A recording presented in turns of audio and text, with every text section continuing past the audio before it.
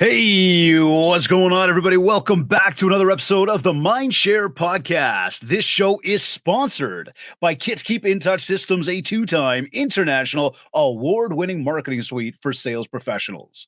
REM, a real estate magazine, Canada's premier monthly magazine for real estate professionals. And OREA, the Ontario Real Estate Association, Canada's largest provincial real estate association. You can learn more about all of our sponsors by visiting my site, mindshare101.com. And while you're there, be sure to check out the details of our upcoming MindShare Mastermind taking place in Toronto, September 16th through the 18th, as well as download your free copy of the Ultimate Marketing Bundle so you can build more mindshare to get more market share. Plus, learn more about our one-to-one coaching and keynote speaking. Today's episode is number 282. He is a multi-award-winning realtor and holds the position of director with EXIT Realty Specialists, covering St. John, New Brunswick, and Halifax, Nova Scotia. Having undergone training, coaching, and mentorship from some of the top real estate professionals in North America, he became a leader at the brokerage level in 2020 to pass on the knowledge, strategies, and insights he had gained through his learnings. He has received notable recognition from EXIT Realty Corp International, being honored as the 2021 Canadian Esprit de Corps Award recipient and earning the 2022 North American Trusted Advisor Award. Since 2016, he has been committed to serving his community and turning clients' dreams of home ownership into reality. Joining me on this episode of the MindShare Podcast is award-winning realtor Rob Dipiero. Rob, welcome to the MindShare Podcast. David, how are you, man? I'm doing well, man. How are you? Oh, I'm just pumped for this, actually. Pumped. Buddy, I'm excited to have you on, man. Listen, you and I have come across each other at events. We've followed each other onto different stages. We've both had the opportunity to hear, learn, listen from each other. And I've been following from afar, man, watching how you just continue to grow. And it is the coolest thing to watch because it's, again, you meet somebody a number of years ago, you get together and you just say, you might have a little bit of conversation. I know we've done some high fives and had a few chuckles together, but never had like full on lengthy conversations. But watching the growth from afar is very cool to see. So congratulations on it all, man. Thanks, man. Thank you so much. And it's a great time to break this out because at one of those conferences, for a couple of years, I've just been waiting for the right moment to bring it man. out. I got that right there. So look at that. You make my cheeks all red now. You get me all excited.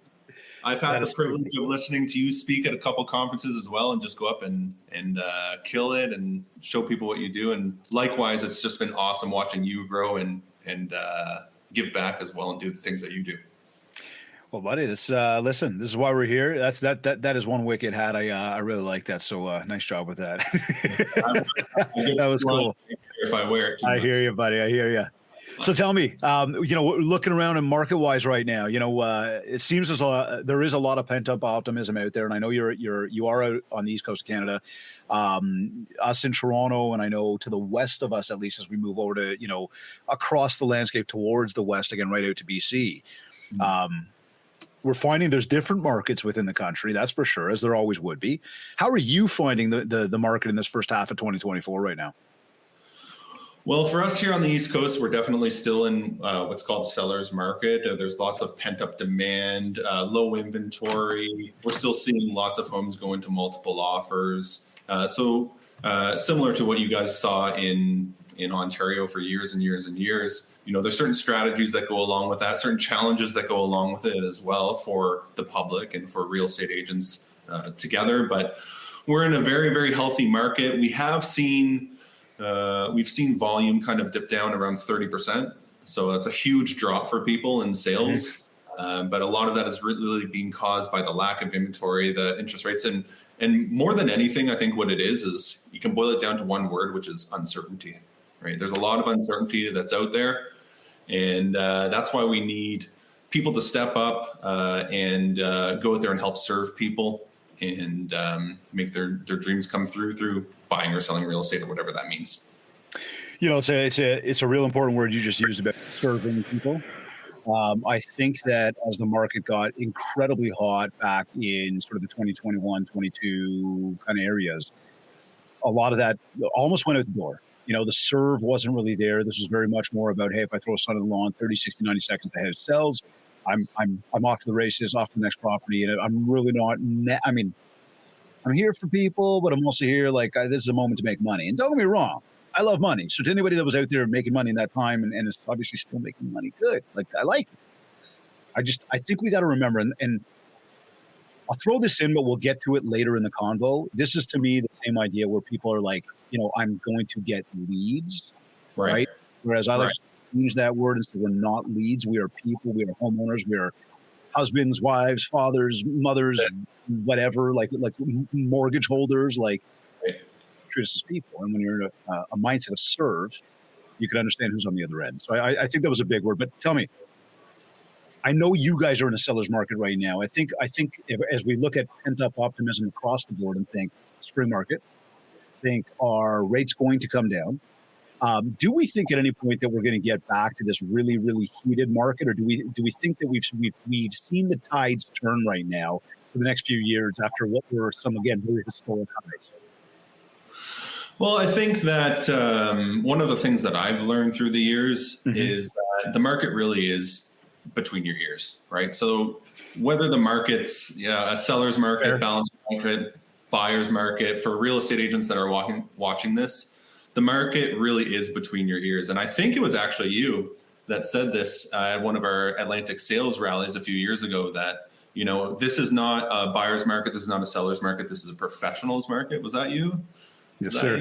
Yes, sir. Yes, sir. Look at you listening. Yeah, of course. I'm listening and learning, taking notes.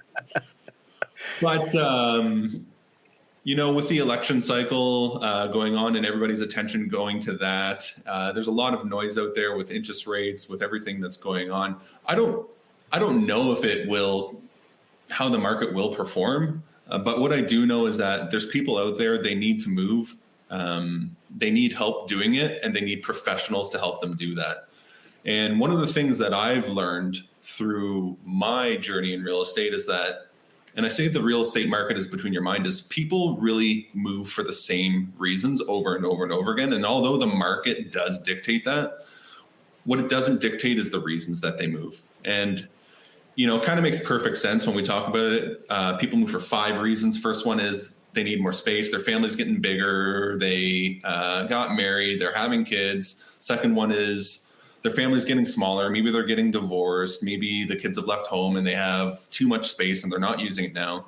People are relocating for works and relationships. That's the third one. Fourth one is people move because financial duress or financial gain. And this is where we go into mortgage rates and people losing jobs or, getting divorced or the duress that's involved in that. And the last one is people sell because someone's passed away, right? So that's why I always say, the focus is always on the market, but those people always need help. And what we really need is strong, smart, empathetic, grateful, hardworking professionals to help those people navigate the market. The problem is that they're facing is that they don't know how to do it. And so I like to keep the focus on that. But I know that didn't really answer your question, but No, listen, it's understanding, again, the reason why people are going. When we talk about serving other people, we talk about, and look, we're talking to what are the, biggest challenges even that realtors are having. It is important to understand, what are we trying to do out there? What is our purpose? Who are we supposed to be serving? And in doing that, we will have a lot of really great people. And to some of the things you said, we got to understand who we're working for and what we're doing. Part of this I'm going to come back to, and we'll leave this part for another conversation. But is what is the the process of getting licensed in this business, right? And how easy is it to get into the business, and what kind of people are we bringing in? Now, let's jump beyond that, though. Beyond, let's say, how we get in, and say, okay, we are in. And a lot of the folks that are tuning in right now are going to be folks that are in the business. And as we said, we're gonna talk about some big challenges. We're gonna come up with some solutions. But that's what today is all about. So I guess I flat out just say to you, what would you say are some of the biggest challenges that realtors are having right now? Well, I go back to that same word that I said before, which is uncertainty, right? There's a lot of noise out there. There's a lot of uncertainty out there. And there's not enough people talking about creating, your own path and your own success in this business. And that's what I love about what you do, is you talk about the planning and blueprints to move forward. But I think the challenges that I see all the time are, there's really 4 of them. The first one is, I know a bunch of people, but I don't know how to leverage that. I don't know how to connect with my database, right? Or grow my database. The second one is, I'm a small business now. I own a small business, and it's my job to market myself, and it's my job to make everything happen for myself. So how do I market myself? One of the problems that people have is that, as you kind of alluded to, of the high earning professions, if you think about doctors, lawyers, engineers, accountants, we are the least educated, least trained profession of those high earners. And for all of those professions, they have to go to school for 5, 10, or sometimes 12, 15 years. And we can get a real estate license in 6 months or a year and just be expected to understand, the sales process and effective communication and, marketing, let alone knowing, real estate itself and what's going on in the market and how to navigate forms and all of these things. So I think that's one of the key problems. And then the last one just really comes down to mindset and talking about the uncertainty and talking about all the noise out there. It's imperative to have a strong mindset. And it's also very, very important that people understand that mindset is something that you build just like any other muscle. It's not something that you're born with. And good, healthy habits create a good, healthy mindset. So I think that's... Well said on that. I like that. Yeah. I like that. It's we don't realize how important the mindset is. And like you said, you got to train it. You always got to practice. Like you got to practice regularly. Absolutely. Right? Because just when you're there, call it the universe, call it the world, call it the energy, call it what you want. I've said it many times. I don't care what you call it. You just got to understand it. It will do what it can to bring you down. Absolutely. All right. So as we talk to some of these, what I want to do is now spend the next few minutes together going through a lot of what you just said there. And we're gonna unpack a bunch of that. Right. We talk about some of the keys. What is the key to staying focused day in and day out? What do you do? Like, what do you suggest others do? I mean, and I'm probably going down the road of sort of that goals, planning, accountability, that kind of stuff right now. Yeah. Well, some of the things that have worked for me, and these have all been passed down to me by other people, and that's why I love sharing them and talking about them, is starting the day with gratitude or ending the day with gratitude. I think it's so important. Grace is given to people who are grateful, right? And grace is when you get the things that you don't deserve. You were talking about the universe or whatever it is that you want to call it. Yep. Grace is only given to people who are grateful. So I think that gratitude is a practice. It's not something that's natural for most of us. I'm really a big believer in getting your mindset right first thing in the morning and when you go to bed. And I have little things that I do there. But you hit it. Share, would you share, like you said, gratitude in the morning? Yeah.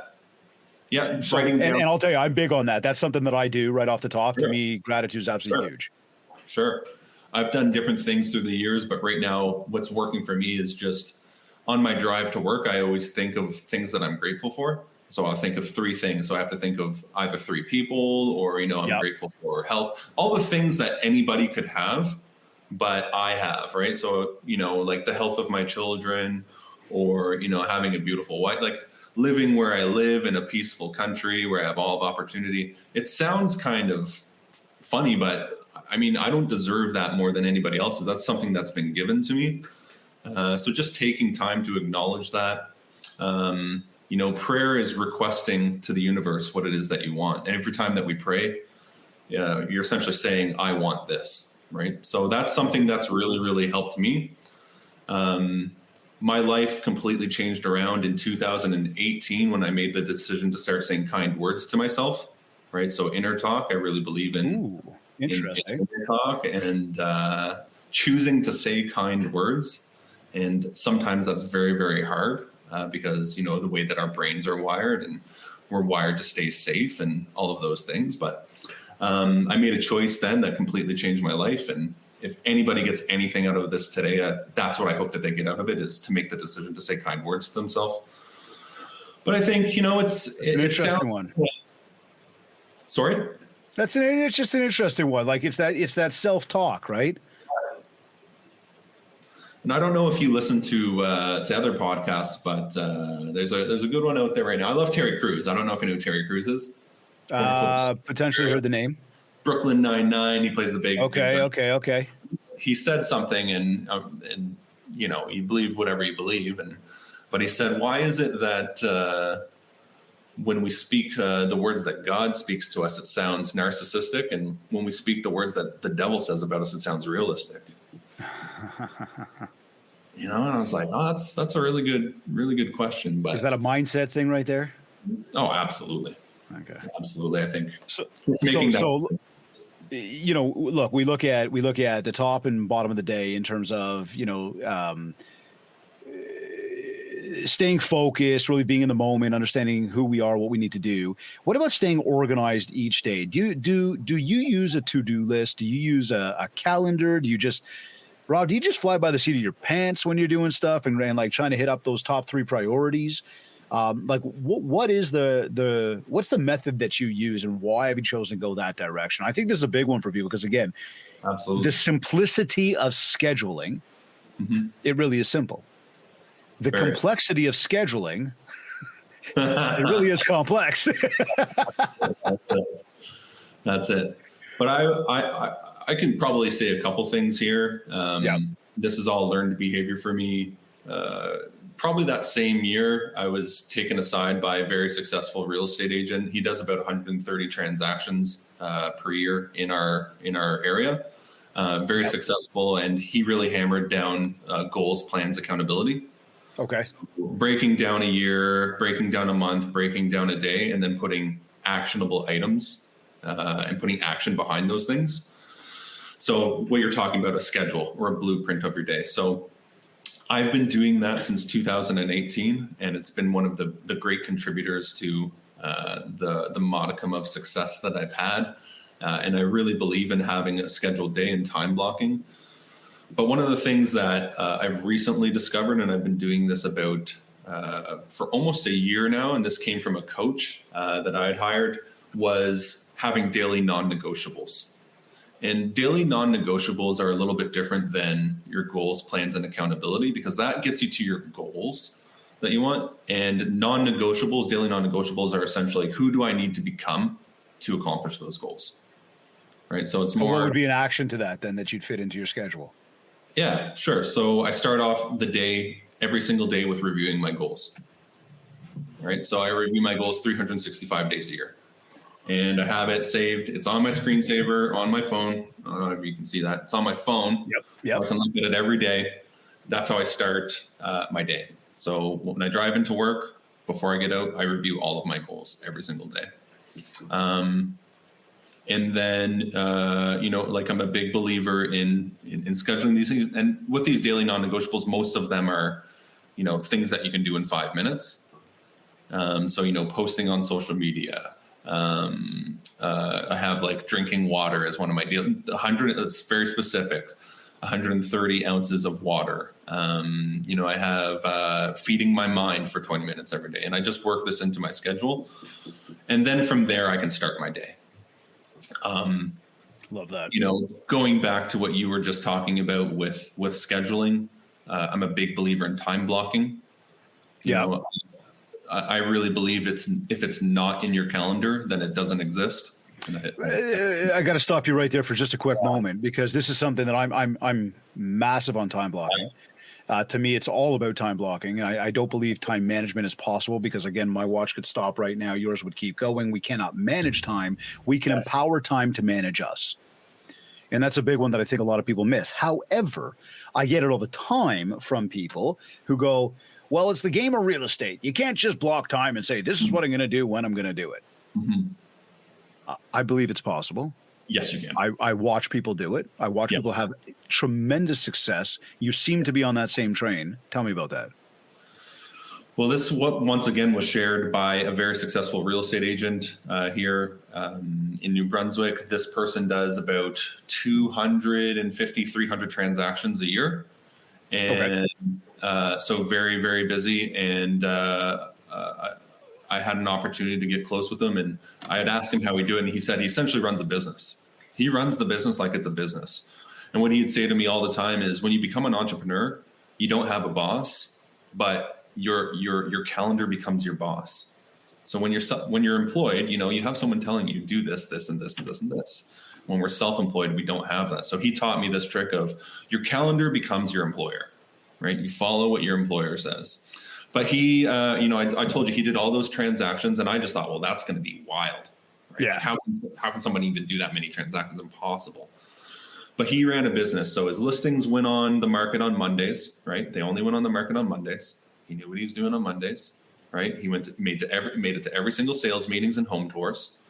Contracts always expired on Fridays, right? Dinner with his family every single night. He took Saturdays off, right? This is a guy with 200 plus listings a year, and was very well respected. So I think for me, just having that example before me really taught me that it is possible. And like you said, a lot of people say, well, this is real estate and it's not possible, but I've seen it. See, look, to me, it's a discipline. Absolutely. To me, it's a discipline. This is where I said, again, a moment ago, however, I said it's easy, but it's not easy, or simple, but it's not simple. It's complex, but it's not complex, but it is. Like, there is a discipline to it. You have to actually want to do that. You have to actually want to accomplish. And prior to wanting to accomplish, you got to know what you want to accomplish. Right. Right. Much the same. I review my goals every single morning. Yes. In fact, as I move through my day, I am constantly rewarding myself by acknowledging the fact that I've completed something. Yes. And in completing that thing, I'm able to say to myself, Dave, you're working towards what you want. And I can see what I want getting closer. I can see my actions actually getting me to that space. And by having everything structured, I'm able to get there. And this is where I come back to, I will get more done in a day than most people will do in a week. Of course. And to anybody tuned in right now, first of all, if you know me, you go, okay, yeah, I know how Dave operates. He gets a lot done. Yeah. If you know me, you know that I'm just going to shoot from the hip. So I'm really not worried about what anybody thinks about that comment. And if you don't know me, I need you to know I don't care what anybody thinks about that comment. In fact, I challenge you. I challenge you to keep up. And it's not that I'm better. It's not that I'm stronger. It's not that I'm smarter. It's that I, just like you and like some others that we're mentioning now as examples, have figured out how to implement the discipline. Yes. And therefore, we're able to accomplish more. It's great advice. And I believe it's the roadmap towards getting to where you want to get to when it comes to goals. And look, anybody tuned in right now, you may not even be a realtor and you're tuned into this right now. And thank you for tuning in. I want to be very clear. This is not something that is isolated to realtors or even salespeople. This is human beings. We've all got a lot to do. And again, I'm hoping I'm the one that coined the term. I really don't care if I am, though, but whatever. This distraction device of ours, right, which constantly is pulling at us. Hey, if we keep looking at that thing, we're staking away, from what we want to accomplish. But anyways, I can go on and on and on about scheduling. To me, the goals, the schedule, that is the foundation of accomplishing. Now, as we talk to that, I've had some folks on this show that are very, very AI smart. So not artificially smart, but they're actually they understand the world of artificial intelligence. Right. They understand this thing when we coin this term AI, but I will also say, and look, they've taught us a lot. They've opened my eyes to a lot of things. Remember one guy said to me, he compared it to using the wheel. He goes, imagine when the wheel was first invented, had you turned around and said, no, I'm not using the wheel, where would you be today? And I went, oh, okay, fine. I'm listening. Talk to me about this AI thing. Right. But Rob, in saying that, I'll tell you, I've also had somebody on the show, I remember, who said something about scheduling. You can implement AI. Oh, okay. Now I'm using that as a segue for a moment because I wrote down, what is the app? What can I use? How do I do it? But then I started thinking it through. I'm like, that's something I got to do. I know what I want to do and when I want to do it. I don't want a bot to tell me. But anyways, look, segue here. With all the bright, shiny objects that are out there, and for those of us in the real estate industry, there's a bright, shiny object come down the street here comes another one. Right now, we're into the AI train. Mm-hmm. What are your thoughts on AI? I know you're a supporter. I'm pretty confident I know you're a supporter. What suggestions would you have for how realtors can be implementing it to help run their business more efficiently? This could come to social, it could come to video, it could come to scheduling. Talk to us about AI for a minute here. Yeah, so I really like your analogy about the wheel. I've heard it wasn't mine. I can't coin it, but I just repeating it. It sounds good. So I'm going to sit there and say, yeah, let's go. Well, I can't coin this analogy either, but I heard a very similar analogy, which is it's similar to a tractor, right? So the tractor was invented in the late 1896. The tractor was invented. Okay. And previously before this, people had done all their harvesting and planting by hand, right? So they planted by hand, right? By horse. And then somebody invented the tractor, and everybody, saw a tractor. Some people jumped on right away and learned how to use it. And some people said, well, we haven't done it that way. Well, what if it's not the same that it was, right? And as we know, over time, what happened was people continued to use the tractor, and the people who used the tractor, they produced and planted more crops than the people who didn't, right? So then we fast forward 10 years, and the people who had planted and produced more crops than anybody else had a leg up. And now the people who actually realized that a tractor was valuable had to learn all the things behind a tractor. They had to learn how to repair it. They had to learn how to run it. So I always use this analogy because AI is, like you said, it's like the wheel, it's like the tractor. And if you are thinking about it, just hop on it right now. We're making lots of mistakes with it right now. I'm a big believer in it. I've never believed really in a lot of these things that are coming down, but this is certainly changing the way that we do things. And the whole idea behind artificial intelligence is being more productive. So producing more, right? Just like the tractor. That's why I like using the analogy. Okay, I like that. So hold on. Let me pause for one moment. Yeah. AI is there to help us produce more. Yes. Okay, let's keep going. I like the angle on it. It's interesting. It's good. It's there to produce more. It's not it's not to replace us. And I would say AI is not going to replace people. People with AI are going to replace people without AI because they'll just will help them produce more. And they'll just produce more. Okay. Right. So they'll learn it. They'll make the mistakes. It won't be perfect, but once they get it, just watch out. Right. Right. So I've been using AI. It's basically built into, it's built into everything now. It's built into Facebook now. It's built into Canada. It's built into everything. But big supporter of ChatGPT. I think that it is a top 5 tool maybe for like you got CRM, you got MLS, you got your phone and calendar. Like I don't know really where it lands, but probably like a top 5 to 10 tool to use to create social content for lots of people out there that are struggling with I know that I have to market myself. I can't think of ideas, or I can't write the content. Like to use ChatGPT to help you come up with ideas or create scripts for videos, or as a confidant to act as experts for things. I think there's a lot of value in that. With ChatGPT, even just mundane tasks like turning lists of things into different files. So if you had a printout of all the people that you knew and you're trying to turn it into a CSV file and upload it into your CRM, you can get ChatGPT to do that, right? Just read the list, turn it into a CSV file for you. And I mean, those are things that would have taken hours and hours and hours before. And I know I assume you're really big on marketing. I see all the stuff that you do. It takes a long time for these things, right? So sure. I really love ChatGPT for that. So are you only using it for marketing? Are you using it for scheduling? Are you using it for like anything you can get your hands on with it? I don't use it for scheduling only because I actually feel like that's such a personal thing, and that you talked about. I totally agree with that. I'm in control of the schedule. Right. Okay. Yeah. Okay. So now from a marketing perspective, like if we sat here saying, and people are like, oh, I like this. And I'm with you. I think that when you go in there, like, for example, what feels like yesterday was probably a few months ago now, I went into ChatGPT and I was messing around with it. And I said, I gave it some prompts, and I basically described myself. Right. On a business level and a personal level. Right. And I said, I want a 30-day content calendar made up for me. Right. And what does it do?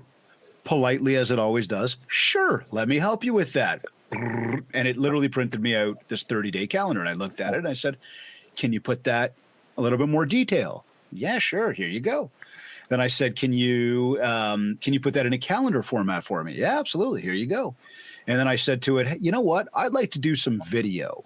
Can you give me, can you turn this into like video content for me? And it says, sure, here you go. I said, can you give me a little more detail? Yeah. Can you make it funnier? Yeah. And I went, like, I felt obligated to say thank you. I do say thank you. Like, it's unbelievable, right? Like, for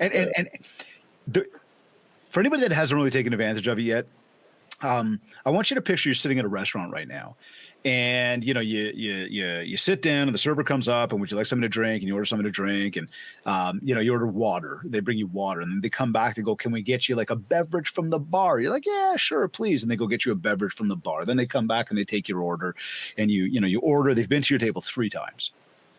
Now they come back for the 4th time with the food. They go, "Can I get you anything else?" You're like, "Yeah. Can I get some ketchup, please?" They're like, "No problem." They go get you ketchup. Now, I don't know about anybody else, but at some point you get to the point of like, oh, I feel bad. Like, I'm just constantly asking for stuff. And don't get me wrong, it's their job. But then they come back and they're like, oh, good. Are you all good? You're like, you know what? Can I get some more napkins? And I bring you napkins. And look, anybody could assume that they should have more ketchup and napkins on the table to begin with. But my point is, you feel bad continuing to ask the question. I mean, at some point, you probably get there. Right. With ChatGPT and all this AI, you don't need to feel bad. You can ask this thing you can reprompt it 1,000,000 different times in 1,000,000 different ways so that you get ultimately exactly what you want out of it. Yes. I think that is fantastic. And I think from an idea perspective, for anybody creating a content calendar for social media, coming up with ideas on how to market something, coming up on ideas for what to talk about, it will give you a ton of data that you can leverage to spark more thoughts and ideas that you can then bring to life. And I say that very clearly because the one thing, Rob, and I don't know if you disagree with this, but the one thing for me is very important. Do not just copy what it has and paste it into what you want to deliver. Of course. Make it yours. Yes. Yeah, use it as the framework for what it is that you really want to say. Use it for the ideas, but you're absolutely right. Don't copy and paste it. I think one of the concerns that a lot of people have with AI, and it's a very valid concern, is losing authenticity. Right. Yep. And not becoming or becoming something that's not you. Right. So I think it's so important to use it to create the framework, but make sure that you don't lose yourself while doing it. And I think that's probably one of the biggest challenges with it because it's so easy. But yeah, I completely agree with you on that. Are you, I mean, we mentioned ChatGPT. Is there anything else specifically that you use, that you implement into your world that is a real game changer for you? Absolutely. I'm using something called Opus Clip right now. Do you know Opus Clip? Nope. What's that one for? Opus Clip is a game changer. Ooh. So Opus Clip is artificial intelligence video editing. So it's a subscription-based website, right? So you can film your pillar content, much like we're doing right now. Yeah. And as you know, when you have this big, you're doing a podcast or a keynote or an interview with maybe a real estate agent, you're doing an interview with a home inspector or a mortgage broker. I do those things once in a while. You have those. Yeah, exactly. Yeah. You have that long version of content, right? And there's a lot of time that's spent on editing that, right? Adding captions, bookmarking things, all of those things. So what Opus Clip does is it's a place for you to upload that long content into, and it will instantly chop it down into reels for you, right? Add your branding, add captions. It will rate them out of 1 of 100 on how likely it is to go viral. It will transcribe it for you, and within a matter of minutes. Wow. 12 minutes after. Now, it's not perfect. It's AI, right? But it gives you something to work with. But what it really does is it cuts out the guts of all of that editing time. So a lot of editors are using it to begin their editing, and you can change the editing behind that. Like you can mess with the editing for each clip within it, but it's an absolute game changer for somebody. We all know how powerful video is. Yeah. And for a lot of people, it's very, very hard to record or very hard to get in front of that camera. So for those people that are just having natural conversations that want to record themselves with the mortgage brokers, with the home inspectors, with the insurers, with the other industry professionals, if you can record yourself an hour of doing that, I don't know, whatever it is, and just talking or giving advice, throw it into Opus clips, it'll spit out, 15, 20, 30 reels for you. So, okay. So we want to get everybody to check that thing out, but let me go bigger, broader for a moment. Forgive me. Because that's a very interesting stuff. And I don't know if anybody here, I know there are Leafs fans listening to this. And if anybody saw the video that went out the other day about Sheldon Keefe with his post-season press conference, there was one that was actually like AI generated, where he pointed. Did you see that one, Rob? I didn't see that one. No. Oh, dude, I thought maybe this was the app that was used for, but like he literally said everything you would think he was thinking and everything that every fan was thinking. It was what he said, which he didn't actually say. Right. But it was, anyways, it was fantastic. But bigger question here, and maybe overly more specific, might be when we talk about the apps and we talk about the AI and the integration. What about the whole learning curve of the whole thing? Right? Like that in of itself is a major deterrent for most people to try anything. I mean, let alone AI. Mm-hmm. What advice, what maybe, 1, 2, 3 steps might you give somebody right now that says, look, here's where to start, here's what to try, and, here's where to keep practicing. Right. Well, I've advised people on this in the past, whether it's, technology, whether it's learning MLS, Facebook, Instagram, AI, marketing, whatever it is. And I think one of the biggest problems is that too often we're trying to do and learn too many things at once. And that we do what's called horizontal learning, where we're learning a bunch of things, right? But we're not learning it vertically, which means learning it deeply. So I think choose one thing. So whether it's ChatGPT or whether it's Opus Clip, whatever it is that we were just talking about, to choose that and spend dedicated time on bringing yourself to, like, if you could rate yourself on it, David, right? Start by rating yourself out of 10. If you're a 4 out of 10 on something, well, how do you get to a 5 out of 10 or a 7 out of 10? And I think it's just what we go back to scheduling. Let's be honest. If it's not in your calendar, then you're not going to do it. Love that. Is putting in your calendar when you're going to learn these over and over and over again. But I think it's something I see all the time, trying to learn too many things not well enough. But I think that there's a lot of value in learning one thing very thoroughly. It's funny. I guess I should have I stepped right into that, but it's like, I think about the teams that I coach, and I'm talking like right down to sports. Right. I'm always trying to get extra practice time. Everybody wants to win, and at the end of the season, they all come and say, "Hey, we want to win." And at the start of the season, we want to win. Yet you come to practice time, and they go, I got this thing I got to do. I got to go here. I got to go there. Oh, but that's more important. And I get it. People have busy lives, and there's lots going on. But you had a goal.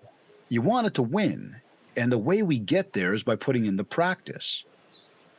Now, I having fun with my sports teams, but I'd say anything in life, it's the same MO. Absolutely. You got to put in the practice. I love, sorry to interrupt you, but I love about sports. Like my daughter's getting into sports now, and I played sports growing up, but I love that about sports because what sports really teaches us is that if you want to be good at something, you have to work for it.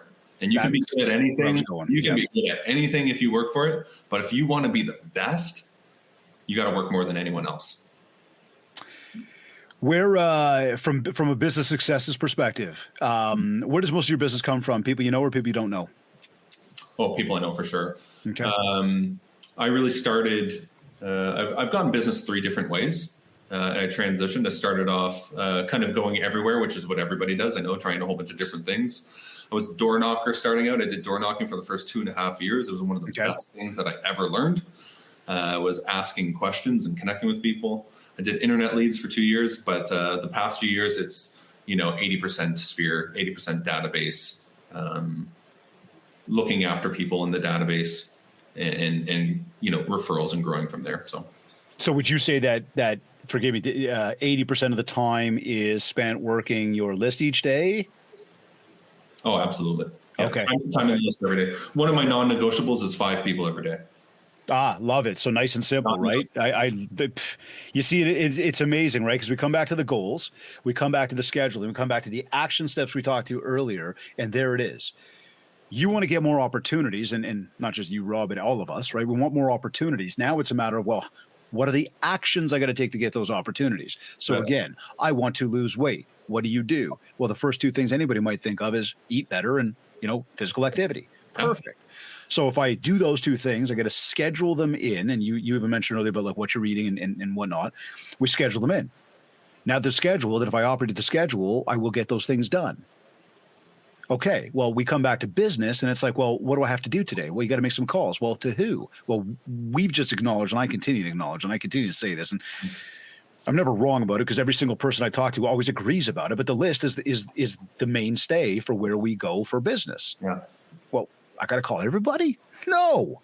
Call like 5 people today. That simple. Yeah. You don't need to take over the world. Now, what are some things you do? So you call 5 people. What else do you do?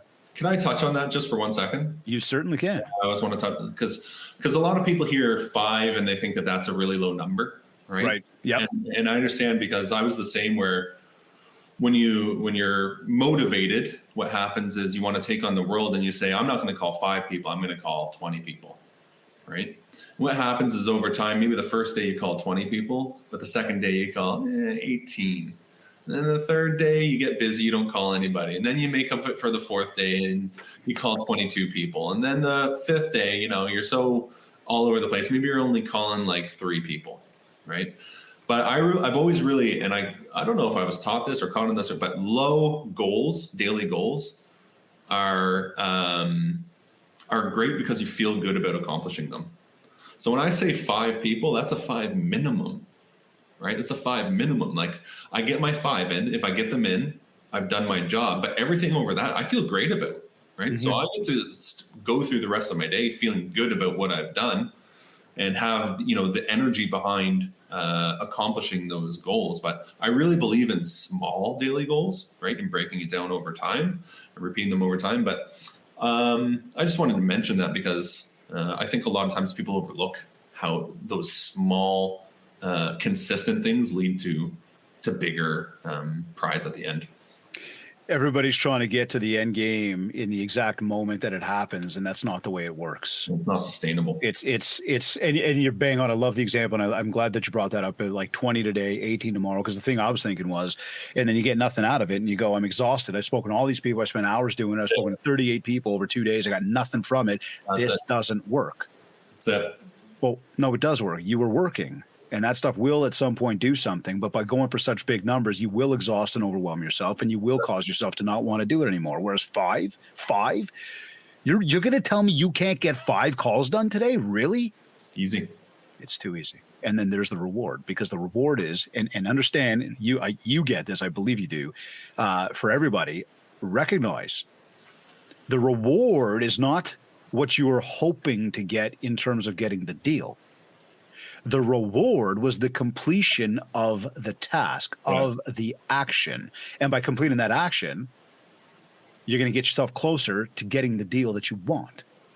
Yes. So if we can be consistent about those actions, well, what happens? We get a lot more rewards, which means, and those come in a lot of different forms.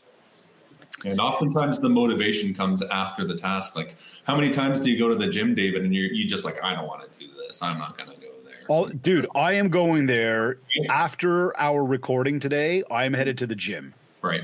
Okay. And there's still something inside of me that's like, I got stuff to do. Like, I don't want to go. I don't want to do the hard work.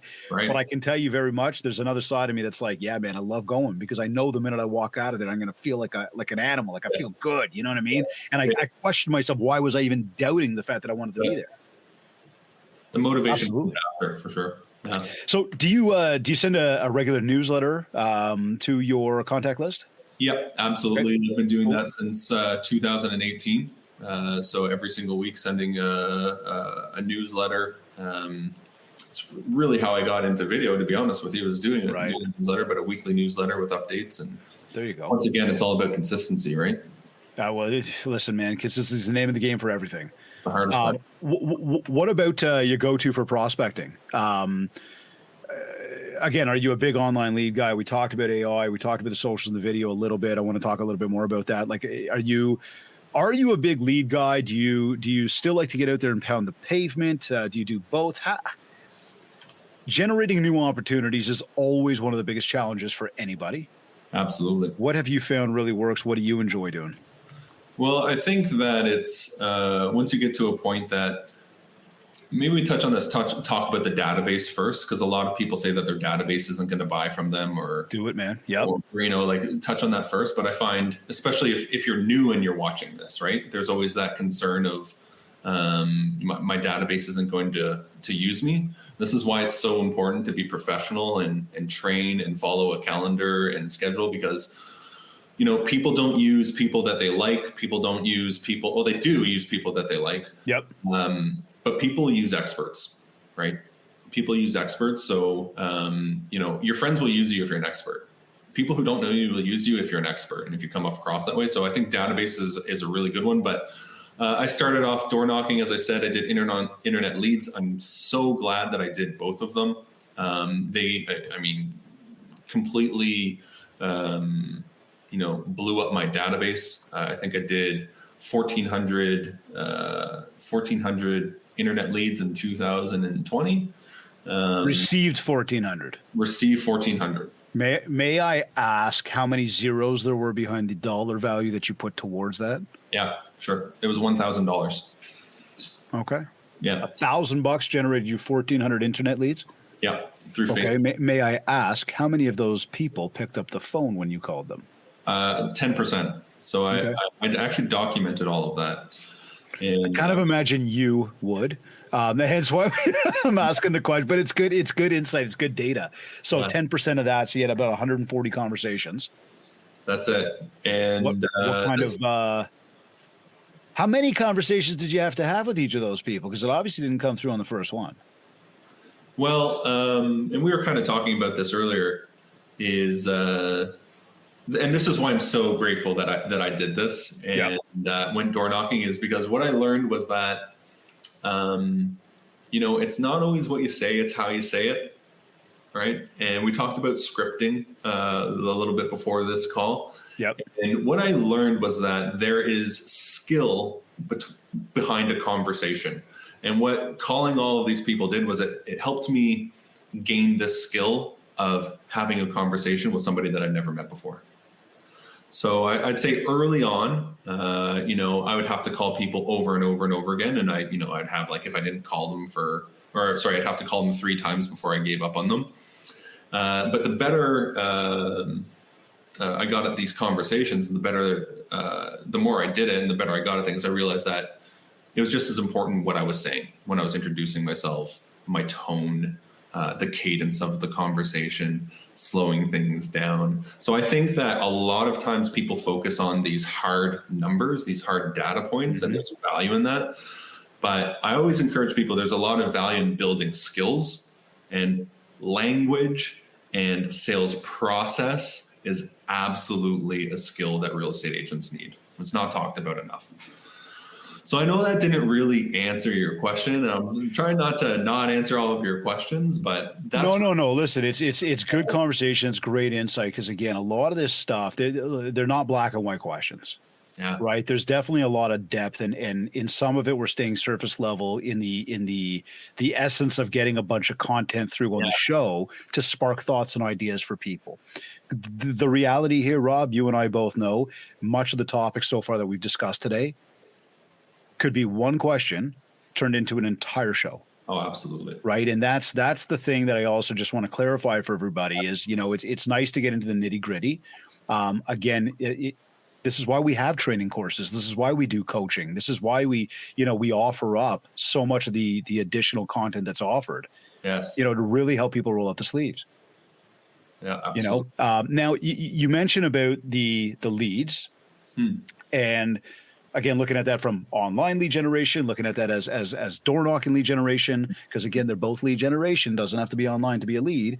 And I don't like the term leads, by the way. I really don't. I think that we are people, and that's an important note there. But when again, we look at that, you talked about the CRM, and what I understood there was everybody goes into your CRM. Yes. Love that. So what are the top 3 things that you suggest every realtor's doing to take advantage of their CRM? Well, the first one, it's a great question, by the way. The very first thing is... Why, thank you.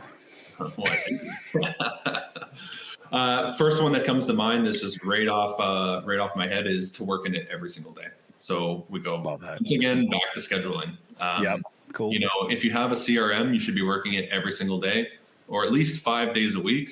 Once again, I'm a really big believer in small goals. So as little as 15 minutes a day, but scheduled, dedicated, uninterrupted time in your CRM. So I think that that's where you're going to get the most value, whether it's updating contacts, whether it's sending emails, whether it's setting the reminders and calling people. 15 to 30 minutes a day, every single day, would be my best advice to anybody who's working in a CRM. Amazing. Yeah. Too simple, man. So that's what it is. Too simple. Yeah. Why do people make it so hard? I remember I was coaching a guy, and we were going back to the 5 people, and I said, all you have to do is just call 5 people a day. Your friends, just call your friends. 5 people a day, every single day, 5 days a week. That's 25 people. And just update. If they have a birthday, say happy birthday, right? If they have a favorite hockey team, send them a meme about their hockey team. Whatever. It's very, very simple, right? You don't even have to talk about business. Ask them if they want to grab a coffee. And I coached him for about maybe 3 months. And I remember he came to me one day and he said, Rob, I got it. I know exactly what I'm going to do. I'm just going to contact the people that I already know and love, and I'm just going to be nice to them. And I was like, yeah. That's a great idea there, pal. But we joke about it now, and he's run his whole business off of it. But he says, all I'm going to do is contact my friends and ask them if they want to go for a beer. And then I'll tell my wife that I'm working, and we'll just connect. And then real estate comes up because everybody wants to talk about real estate. And I'll tell my wife that I'm working. This is beautiful. I was like, yes, exactly. Well, you know what though? Look, it's and this is something too where it takes time for, like I did the light bulb went off kind of thing. Like it takes a second. And I think that's one of the big things that's one of the big challenges that any new realtor to the industry walks into. And you said this before, you try everything, you're running yourself like crazy. And then all of a sudden like it hits and you go, I got it. Mm-hmm. And again, with us, with our coaching program, we have a lot of tracking that we do. Right. And we track right down to where did your deal come from? Right. Beautiful. And that data we start to compile, and we can look back on that data. And so that every time we start veering off course and we're going this way, it's like, whoa, you're supposed to be going this way. Right. And it's easy when you've got the data and the analytics to be able to really set that down. Yeah. And then finally you begin to see it and you go, And I mean, we've been able to unearth, like, I got one particular client who gets just like a ton of business from his Google reviews. Oh, absolutely. It's incredible. And yes. You go, wait, we got to double down on that right now. Right. There's ways to take advantage of that. And we've strategized ways to take advantage. And a lot of that comes back to, again, building the MindShare. Right now, when it comes to that, maybe a little bit of a rapid fire on the social media part of this one, but how frequently do you post content? And what's your favorite platform, by the way? Oh, yeah. Two great questions. So to answer the first one, how often do I post? I post every single day. Daily. Every single day. On your feed? On my feed. Personal or business? Both. Love it. Okay. It's one of my daily non-negotiables again. So I have the 7 daily non-negotiables. Gotcha. One is post every single day. Beauties. Is it platform? Favorite platform, Instagram. Cool. Likewise. I just love it. Like, it's just simple. I like DMing people in it. Yep. It's scalable. I like the grid. I don't know. It's the aesthetics behind it. Definitely my go-to. You talked about video before, and I know they said really a big reason you got into video was into including the emails. What would your message be to anybody who, and we're talking, it's 2024. Mm-hmm. If the pandemic didn't force us into it and technology didn't say we've made it so easy for you to do it, again, should anybody still be shying away from video? Or alternatively, like, why does everybody need to embrace video no matter what? Yeah. I just did a presentation on video this morning. Oh yeah. So when I started in video, my very first week in real estate, I went and did a presentation, and the presenter was talking about video and how important it was. And this is back in 2016, and this is the way that people like to receive their information. And it helps you build brand awareness and the cadence of your voice, and seeing your face and all these things. So I remember leaving there so pumped, David, that I started doing video exactly 2.5 years later. Right? Because what I learned was it finally clicked, eh? Finally clicked 2.5 years later. Because what I learned is that the hardest part about video is hitting that record button. Yeah. Right. So, that for anybody who's thinking about the video, like hopping on the video wagon, like just do it. The hardest part is hitting record and hitting post. I'm serious. I don't like the way that I look. I don't like, the way that my hair looks. You were going for the hair, right? Yeah, I know you were. Yeah, exactly. The way that my voice sounds, but that's the hardest part of it. People overthink the whole thing, but you just got to think about it. This is the way that people connect now. This is the way that people like to receive their information. The biggest platforms on earth are TikTok and YouTube. They're all video-based apps. All of these social media apps are rewarding people who do video, right? And showing more of their content. And I just think after doing it, honestly, David, I don't know how you feel about it, but I actually find it's the easiest video, or it's the easiest content to create. Look, man, I mean, I've been doing video for, a long time, man. It's been over a decade for us easily. You're great. Just consistent. Thank you for that. It's but again, I don't look at being any better than anybody else. I look at trying to be better than, what I was yesterday. And I will say, let me be very clear on that for everybody. When I say better, there's a few things going on here, and I'm going to shoot from the cuff, but for a moment. But one, I'm reviewing what I did yesterday. I'm actually doing the hard part of looking back at it and going, what did I like? What did I not like? Mm-hmm. Two, I'm approaching it with a I don't care attitude. Mm-hmm. Now, please don't anybody misconstrue what I just said. What I mean, I don't care what kind of comments I get. I don't care what kind of feedback I get. I don't care if I've got a beard and every once in a while I see one of these little hairs that's shooting out to like one side. You're like, I missed that, but we've already posted it. So I'm not going to sit there and delete it. Yeah. Right. The thing about it is, one, we get better every single time we do it. Two, you're going to learn something every time you do it. Three, it is the way, just as you said, it's the way of communication today. Yes. Right. And so I would I would provide an action step right now to everybody and say, look, the best and easiest way to get involved in it is the next time you go to call your significant other, a friend, somebody that you're tight with, not a business person, not a potential prospect, not somebody you don't know, nothing. Do it on a video call. Yeah. And this way, there is no, pretentious anything about the way you look, the way you sound, where you are, the sound behind you, the camera angle, nothing. Yeah, I love that. Just do it. Yeah. Then once you do it, you'll start to look at things that you go, oh, yeah, I could have done this. Like I can talk to you about lighting and camera angles and eye contact and mannerisms, cadence, you name it. Before all of that, we all have some of the best cameras in the palm of our hands 90% of our day. Yeah. Pick the thing up and just record. Right. I'll even go one step further. If you're so shy to make a phone call to somebody you know, just hit record on your video camera and just record yourself walking and talking about the Tim Hortons sign or the sky. Yeah. The rant about your sports team that you. Those Leafs, man, they make me so. But anyways, you see what I'm saying? But like go on. What happens is you start to realize, again, what is my cadence? What do my mannerisms look like? What does my eye contact look like? You don't have to post it. You don't have to share it to anybody. Just get used to pressing the button because, like you said, it is one of the biggest fears. Absolutely.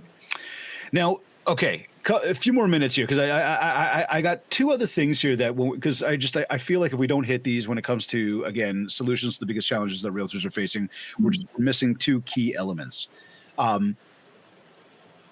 What happens, and we're switching gears from marketing now, what happens when you feel like you did everything right, but for some reason you still get an objection. We're not interested, or we're going to hold off, or maybe they decided to go with somebody else. Again, this entire conversation about objections could be an entire show. It could be a few day training. However, I would say, how do you overcome the objection? Well, the best way to overcome an objection is to never have it, right? So I've learned that through sales, which means that you've asked enough questions to begin with, enough discovery and exploratory questions. You've asked enough of your prospect and not made it about me. You've shone the light on them that you actually know what their concerns are going to be, and you handle it during that time.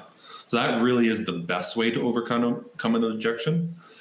And then from there, after you've recapped with everything, if there are objections, I think one of the things to note with an objection is that to understand that there's a problem, and that when somebody has an objection, they're shining a light on that problem, and we can choose to be on the other side of that problem, or we can choose to be on the same side of the problem with them, right? So objection handling is essentially, if David, you have an objection, is me taking out, I see things different than you. I'm a salesperson. I know different things than you. I take my eyes out of my head and I place them in your head so that you can see things the same way that I see things. So anytime that there's an objection, I think that there's,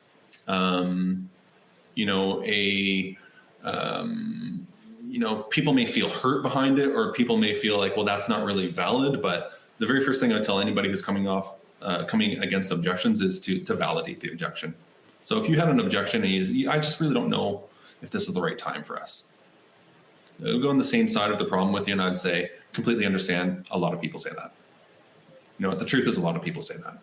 And then you go into more exploratory questioning, right? So how does that make you feel? Help me understand that. If you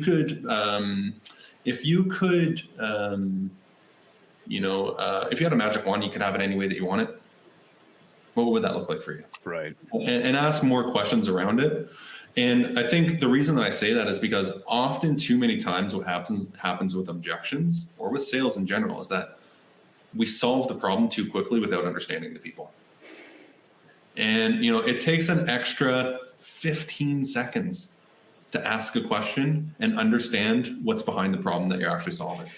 What's interesting, you just took this entire conversation full circle right back to the top when we talked about who are we serving?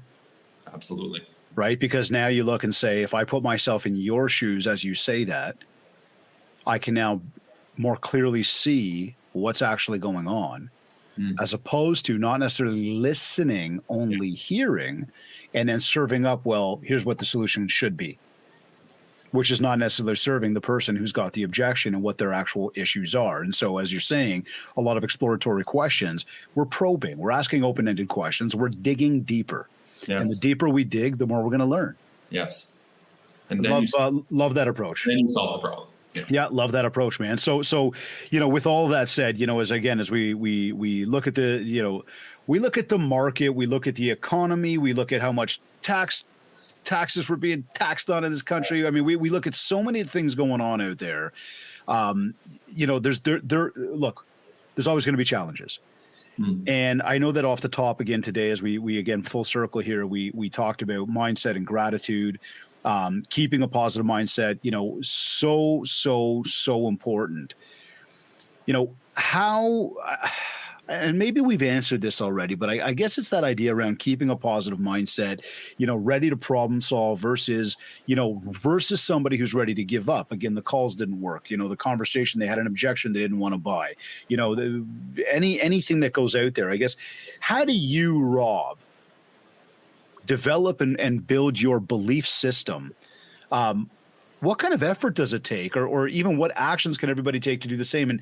And maybe I'll just come back and say, did we already kind of go through that off the top when we talked about, gratitude and scheduling and goals? It is a daily practice. It's just like any other muscle. If you want to strengthen it, you have to use it. If you don't, practice it, then you will lose it. And so I really believe in doing things daily. But we're going back to the same word of uncertainty, right? Right. Of not knowing what's going to happen, right? And that's what's causing all the distractions behind. You mentioned the mortgage rates and the federal government.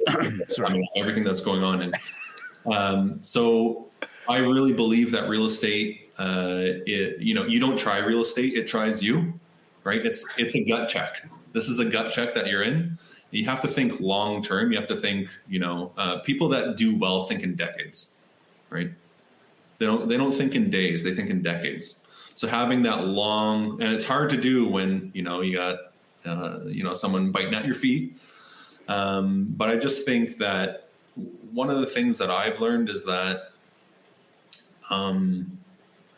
the best way to predict the future is to create it, to take control of your day, to take control of what you actually do, and go out there and just own it. Love that, man. So let's do that for a second. Then it's the it's the end of your day. You've done it all. You've done, you pretty much operated the plan. And of course there were little, bumps that came up because that's c'est la vie. How do you know, when you get to the end of your day, how do you know it's been a successful day for you? It's a great question. And it's a question that I have with other people all the time as well. And I think for me, what it goes back to is if you don't have goals, then you don't know if it was a good day or not. And if you're a real estate agent and you only have good days when you close properties and get paid, then are you only going to have, like 30 good days a year? So I think it's defining what a good day is with your goals. So whether that's your 5 phone calls or your 1 social media post. And if you can define that, you can define what a good day actually is. So that's one thing that I've developed over the past couple of years is defining my goals. And I'm the one who is in control of all of that. So by that, thinking, I'm in complete control of whether it was a good day or not. I like that answer. Yeah. Different than many. Yeah. Still did not resolve back to money. No. In fact, did the exact opposite in terms of like the way you sort of express that. So I really like that. It's a question we ask at the end of each show. And it's interesting to see what people's answers are. Nobody ever comes up with money. They always talk about helping others. I also really like the spin there on the goals and recognizing, well, what does it look like? And I would say I'm very much the same. My day needs to be complete and grayed out by the end of the day in order for me to know that I accomplished all the things that I set out to do today, to remind myself that I built my MindShare today. And by building MindShare, everybody's got to understand it really does mean what we're coming back to. Rob, you've said daily non-negotiables, right? We've talked about making the calls and doing the social and the interactions with others. That to me is what's building MindShare. Absolutely. So give us some final words of wisdom that you could share everybody out there. One of obviously what we talked about today around solutions, the biggest challenge that most realtors are facing. But I guess how can everybody get out there, build more MindShares to get more market share? That's a really important question. And I think the way that I like to end, or the last piece of advice I like to end is oftentimes we don't invest in ourselves. Real estate and the best people are focused on professional and personal development all of the time. I'm a big believer in coaching and getting and hiring coaches. I know it's hard for a lot of people to spend the money or to spend the time, but coaches are there to get the most and the best out of you. Everything that I've learned has been through some sort of coaching. I switch up my coaches. I shouldn't say all the time, but based off of what I need. And, if you want to get the most and the best out of yourself, you need to be partnered with somebody who's done it before. And I think that there's such opportunity in that. Very amazing, my man. Rob, this has been fantastic, bud. I think that we've again covered a lot of topics today that have really talked to a lot of the challenges that people have. We've presented some solutions for people. I think that everybody tuned in. This is probably one of those episodes you want to go back and listen to a second time, and know that it's not a shameless plug. I mean, maybe a little bit, but I mean, seriously speaking, there's a lot to unpack, right? And then there's going to be a lot where you look and say, okay, I'm having that challenge. What was said, what was presented as a solution, and then taking what was presented and going, how can I dive deeper? And I would say to anybody that is out here, of course, reach out to us. Go to MindShare101.com, check out the website, reach out to me on Instagram, ask questions, learn, feed your brain on it, reach out if you got more questions about anything that you picked up today. In fact, Rob, where can people get a hold of you? Best way is Instagram. Like I said, I love Instagram. You can reach me at Rob Dipiero, or right on Instagram. All socials, Rob Dipiero. Cool. And, would love to hear from people. Awesome. Rob, absolutely fantastic, man. Thank you for joining us on the MindShare podcast today and helping us build a whole bunch of MindShare, buddy. Thanks, man. We will see you shortly, man. Appreciate it. You are either listening to this on one of your favorite podcast platforms, or maybe you went to my website, MindShare101.com. And while you're there, by the way, be sure to check out the details of our upcoming MindShare Mastermind taking place in Toronto, September 16th through the 18th. It is a live in-person event. It is a small group, maximum 35 people. It is meant for everybody to be seen, to be heard. There are no PowerPoints. There are no whiteboards. This is going to be roll up the sleeves, problem solving, as some of what we did today. We're going to have some very, very special friends of mine in that room as well. So trust me when I tell you, this is a room that you're going to want to be in. You're going to be seen. You're going to be heard. And we're going to solve your problems. We're going to help you walk out of there on fire. And I mean that in a good way, where you're going to just want to take on 2024, the end of it. You're going to want to take on 2025. It's going to be absolutely fantastic. So again, check out the details of MindShare Mastermind. We do have a promo code for everybody right now. You can use the promo code EARLYBIRD. So again, go to MindShare101.com, find the information for the mastermind or /mastermind. Use that promo code, take advantage. It's available for, I think, only like one more week right now. So this is your time. Of course, while you're at the website as well, check out the Ultimate Marketing Bundle so you can build more MindShare to get more market share. Anyhow, for all inquiries, just get in touch with us and do that at any time. Don't forget, please leave a review of the podcast at www.ratethispodcast.com /MindShare101. Again, when you go to that link, ratethispodcast.com /MindShare101, you can go directly to iTunes, to Spotify, to any one of your favorite platforms. We ask, just nice 5 stars. Tell us what you think of the show. We'd be super, super grateful if you took a moment to do that. And of course, if we haven't yet, connect with me on Facebook and on TikTok at MindShare101 and on Instagram at David Greenspan 101. Just before we sign off, I want to say a big thank you to Kids Keep in Touch Systems, REM Magazine, and OREA, the Ontario Real Estate Association, for sponsoring this episode. This has been another episode of the MindShare Podcast. Thank you for tuning in.